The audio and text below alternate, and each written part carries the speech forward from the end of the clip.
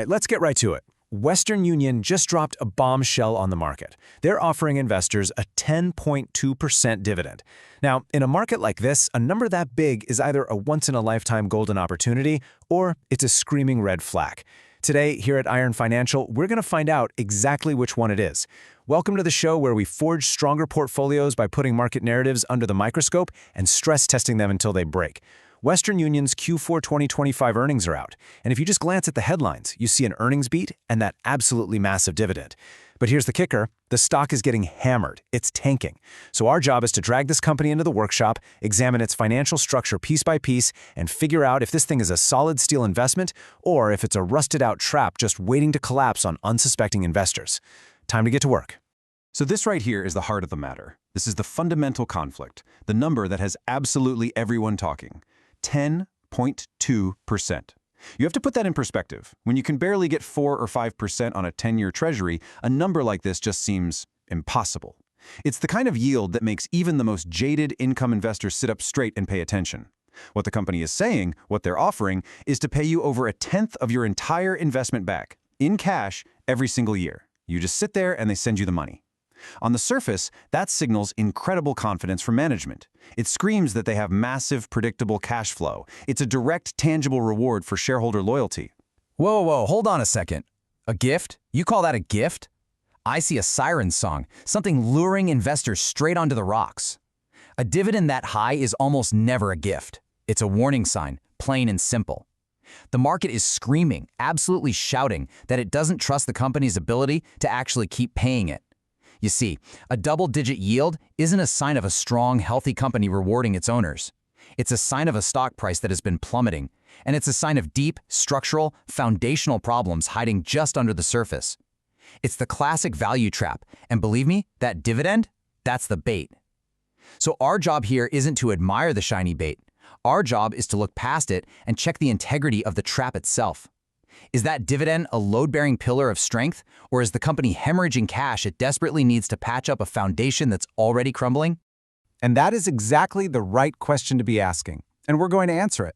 So let's start by forging the bull case. Before we try to tear this thing down, we have to build it up, brick by brick, using the hard data from their own report.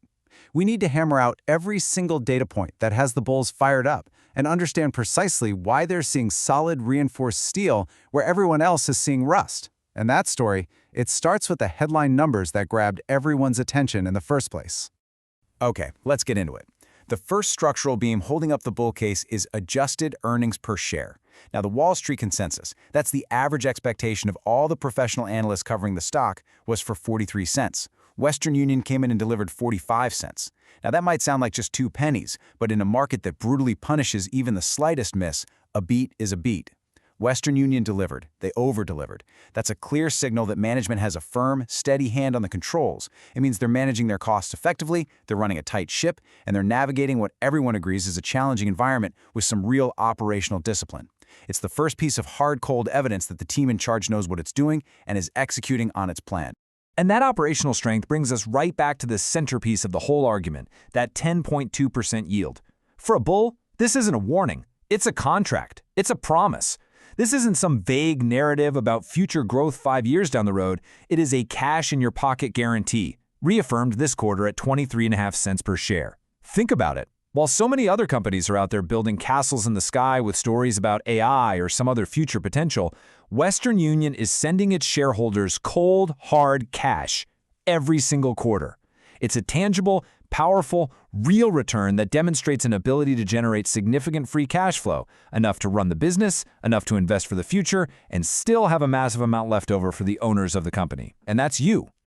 Now, here's where it gets really interesting. Because this slide isn't about the past, it's about the future.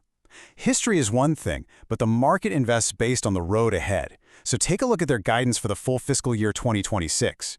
First, adjusted EPS. It's in line with what Wall Street expects. Solid. But here's the crucial detail, the number that should make you lean in. Look at adjusted revenue growth.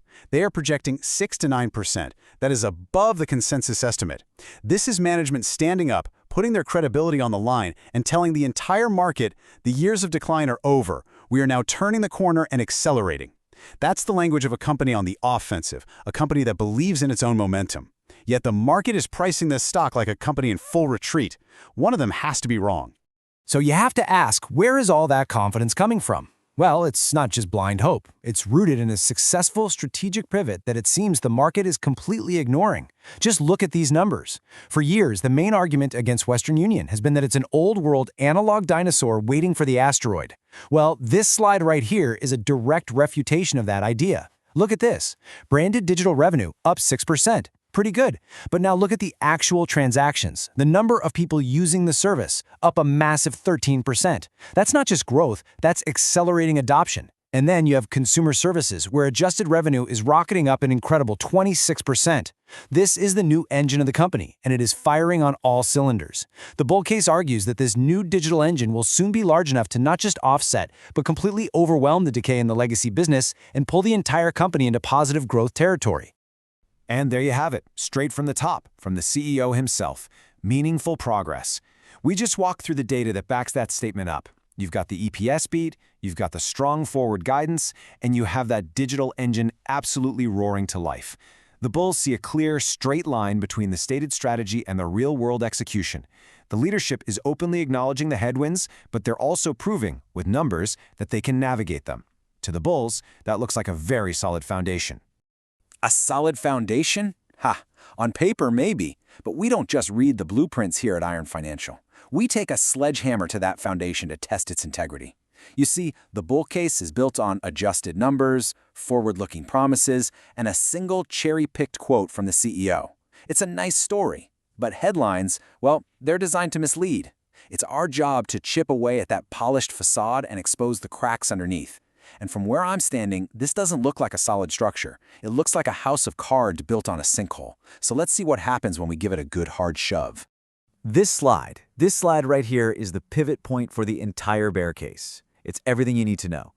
The bulls and the company's PR team, they want you completely fixated on the left column, the adjusted EPS beat. It's a classic Wall Street magic trick.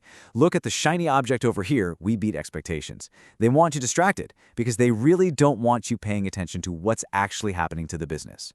But the real story, the number that truly defines the health of any company, is sitting right there on the right, the quarterly revenue miss. Let me be perfectly clear. Revenue is the lifeblood. It's the actual money coming in the front door before any accounting tricks, any adjustments, any financial engineering.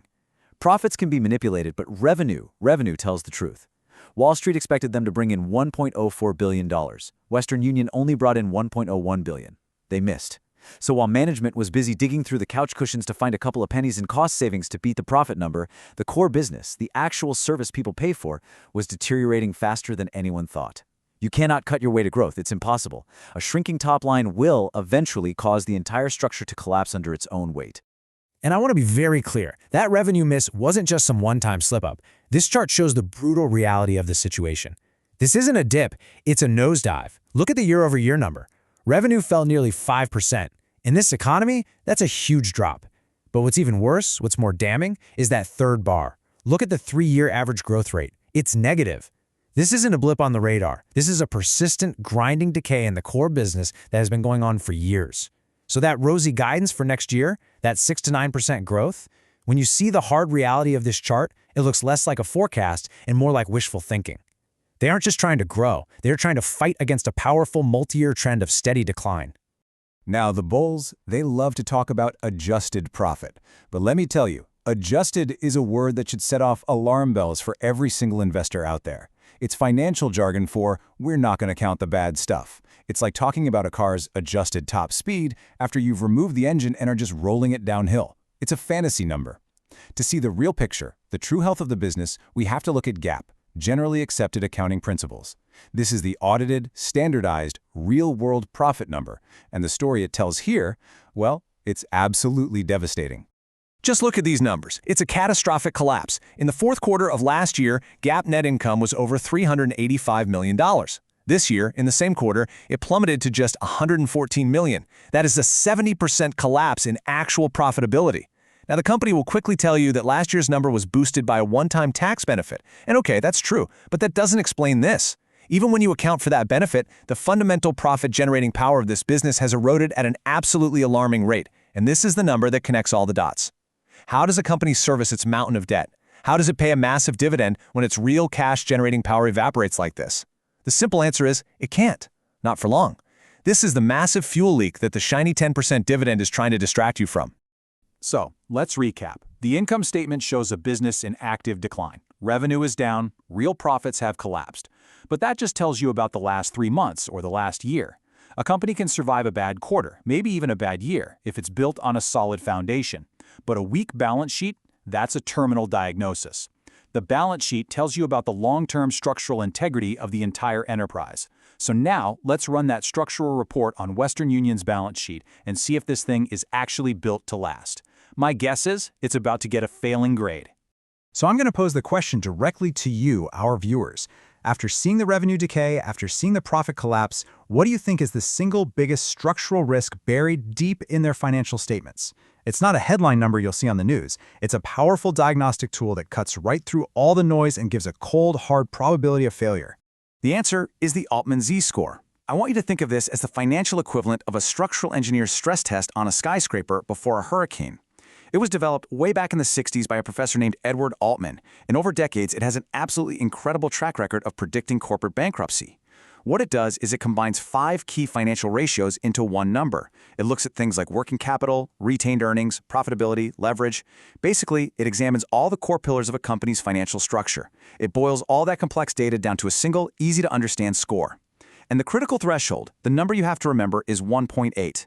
Any company that scores below 1.8 is officially in the distress zone, which means it has a high statistical probability of going bankrupt within the next 2 years.